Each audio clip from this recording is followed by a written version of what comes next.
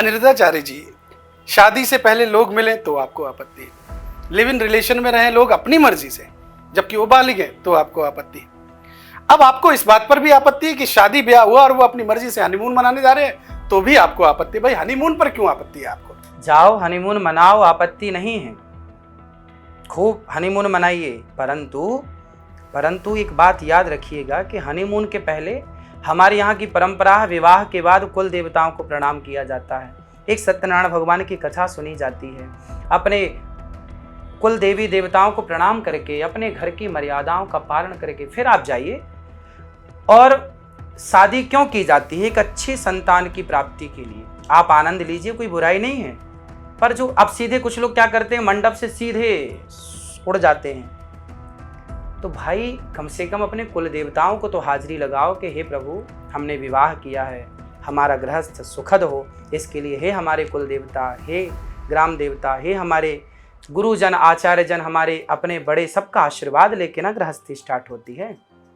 वो जो सीधा विवाह मंडप के बाद सीधा जाते हैं, संस्कार नाम की कोई चीज़ है कि पहले अपनी रीति रिवाज पूरा कर लो।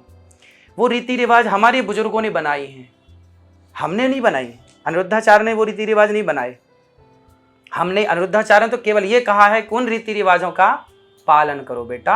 आज की आधुनिकता अच्छी है, हनीमून मनाना बुरा नहीं है, पर पहले अपने रीति रिवाज को फॉलो कर लो, फिर जाओ, कौन पकड़ने आया है आपको।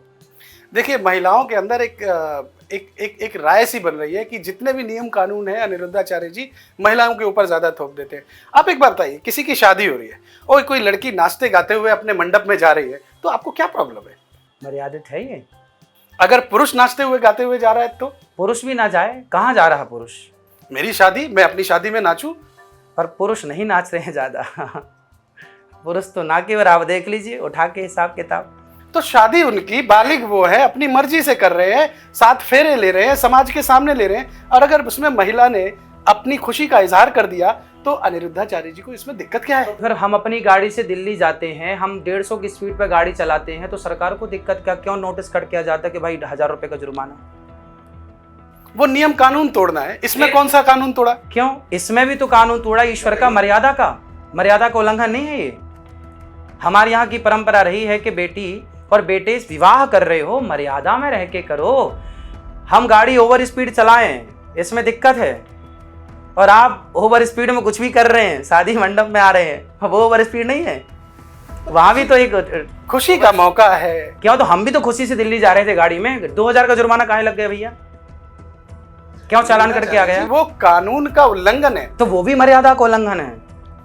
ये मर्यादा लोग अपने तरीके से, ये आप समझ रहे हैं, आप मान रहे हैं किसी को कि उसने, कोई लड़की अगर अपने शादी के मंडप में जाके नाचते हुए किसी का दिल नहीं दुखा रही, वो अपनी खुशी को एंजॉय कर रही है, और आप उसकी खुशी को एंजॉय करते हुए उस पर बैरिकेड लगा रहे हैं, आप पाबंदी लगा रहे हैं। आप मर्यादा, आपको नहीं लगता आप धर्म के नाम पर, आप अध्यात्म के नाम पर, आप एक तरीके से जो मॉरल ज्ञान देते हैं उसके नाम पर आप महिलाओं के ऊपर बहुत ज्यादा पाबंदियां लगा रहे हैं? महिलाओं से पूछ लिया जाए, मेरे से ना पूछा जाए। महिलाओं से पूछेंगे तो महिलाएं ही कह देंगी कि ये क्या छोरी नाचती जा रही है, दादी होती तो एक थप्पड़ जमा देती है, छोरी ठीक चल। तो आप अपने बुजुर्गों से पूछ लीजिए, अनिरुद्धाचार्य जी से।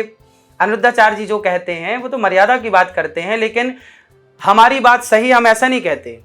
जो हम कहते हैं एक बार समाज से तो पूछा जाए, आप घर के रिश्तेदारों से पूछ लो, क्यों भाई लड़की नाचती हुई जा रही है मंडप में, सही है? आधे लोग से ज्यादा ये कह देंगे गलत है, पर देख रहे हैं सब। अब जब आप नाच रहे हैं तो देखने वाले को क्या दिक्कत है?